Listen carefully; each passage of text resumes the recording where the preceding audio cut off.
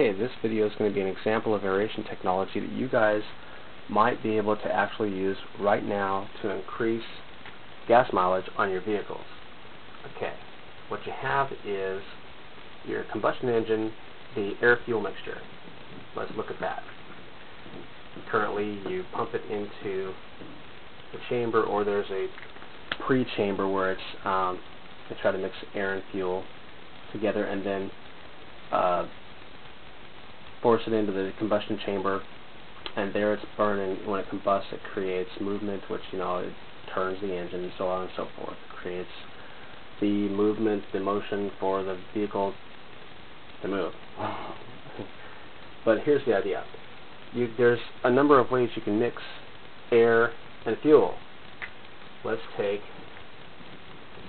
the air itself coming into the engine. Okay, first it goes through the filter, then it splits off to the air conditioner, and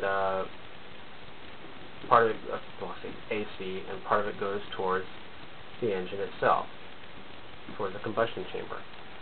This right here is where you would have a device. Well, not really a device because it's not mechanical in nature, doesn't have any electricity to it or anything like that. It's simply the air after it's coming into the car through the filter, has been filtered, and has split off the AC right here where part of it has split off to the engine, because you don't want this, what I'm about to do here, to the air, you don't want that going into the AC. So that's one careful thing. Also, considerations are temperature, the type of materials you use for this, everything. So you got to have all your I's dotted, all your T's crossed. You got to consider every possible angle before you even attempt this. Okay?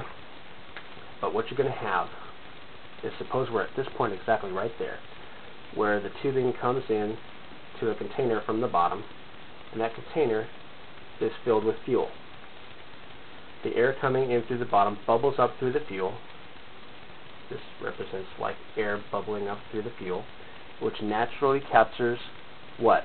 Gas vapor, which is exactly what we need. We need gas to be in vapor or aerated form in order to combust it. I mean, you can drop a match, if you do it quick enough, into a bowl of, or a glass of gasoline, and it will not ignite if you do it quick enough. Or you can pour gas on a lit match and it'll extinguish it, because gasoline has to be in gaseous form in order to ignite. It has to be mixed with air, or oxygen rather, in the air. After its air has been shunted right at this point, has been bubbled up through gasoline, then you put that into the engine, the combustion chamber. So part of your fuel has already, this is almost like pre-mixing. Part of your fuel is going to come through this aeration right here, this aeration process. It's a quick, adaptable thing you can do on your vehicles right now, and when that reaches the engine, you can, you have to play around with it to figure out how much you can do this, but you can lean out your fuel mixture now, because the gaseous form, it's a pure gaseous form. And also, by the way, running air through the gasoline has a filtering effect. So anything the filter didn't pick up, fine stuff, it's going to get picked up in the gasoline. So that'll actually, over a long period of time, you'll need to get rid of that, because it will have a filtering effect. So even if you run through a very dusty area, some people actually rely on this totally to go ahead and do all their filtering, so they don't even need an air filter, and it compensates for the fact that you have to bubble it up through the gasoline chamber, or this gasoline container. Doesn't take much. You got gas vapor going in there already. It's already in a perfect combustible form. It's in perfect proportions, because the air itself captures exactly the amount of vapor that it can hold. So you can lean out the air-fuel mixture as it pertains to the combustion chamber and save some gas, but still get the same, a better burn, because it's already being partially aerated before it hits there. That's going to help to combust all the fuel in the chamber. And consequently, like I said, you can get the same power, the same burn, but you can actually lean out the fuel mixture at this point in a combustion chamber, but still get the same combustive force. So that's what I wanted to show to you guys, some considerations. You have to be careful of this. once you start changing one thing, like a possible domino effect, the parts around that may need to change, and if those parts need to change a little bit, you may have to change the parts that are connected to those parts, and so on. One possibility is flashing. If the heat of the engine itself, I don't know if this is going to make this flash or not, how you guys are going to do this.